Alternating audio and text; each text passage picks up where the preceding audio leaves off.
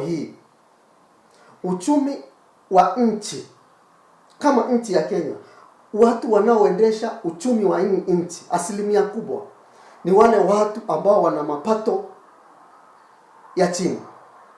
Ama kwa mfano, acha niweke hivi, ni wale watu ambao wamejiajiri, upende usipende, watu ambao wako na kazi zao.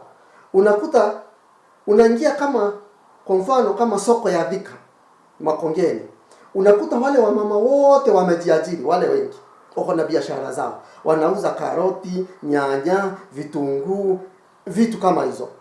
Unakuta sehemu nyingine kuna manduka, vijana wameweka garage, watu wengine wameweka manduka za jumla, wale watu wamejiajiri. Wale ni watu wa maana katika hii taifa, nao watu ndio wanaendesha uchumi. Wachana na hawa wabinafsi ambao wako kwa mabenki, wameajiriwa kwa mabenki, madaktari, kazi kubwa kubwa. Wale watu wana mchango wowote, nikwambie ukweli, kwa sababu pesa zao ni zao.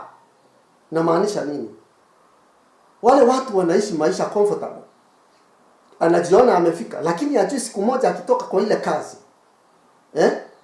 akitoka kwa ile kazi atateseka, upende usipende, kwa sababu yeye anajua tu kureceive mshahara na kuweka kwa bank. Ile pesa uliyoweka kwa bank haikusaidii. Pesa inayokusaidia ni pesa inayozalishwa, ni pesa inayozaana, ni pesa ambayo imewekezwa kwa biashara fulani, na bila shaka ile biashara itaweza kupa watu wengine faida, kwa sababu utaajiri watu 2, 3, 4, 5 kwa ile biashara. Kwa hivyo unaweza kukuza uchumi wa nchi.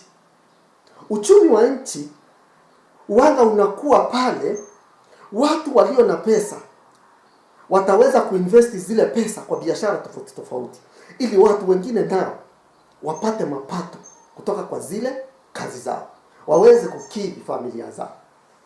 Na hicho ndio kitu nasemanga kila siku. Kuwekeza kwa kazi tofauti tofauti ndio kunasaidia uchumi wa nchi.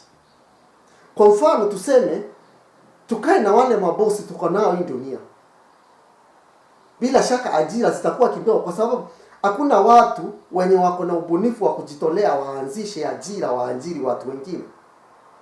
Sijui kama unanielewa. Kwa hiyo usione mtu anakaa comfortable life kwa sababu umeajiriwa, ana kitu.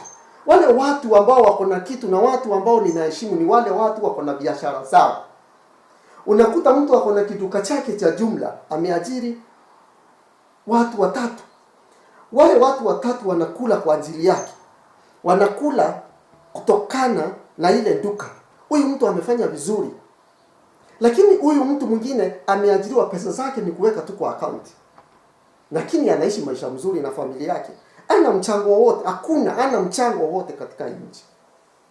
Ndio, hana mchango wowote, ni bure kabisa, kwa sababu anafaa azalishe, akuwe na akili ya kuzalisha zile pesa zake, zikuwe na akili ya kuzalisha ili watu wengine wapate ajira.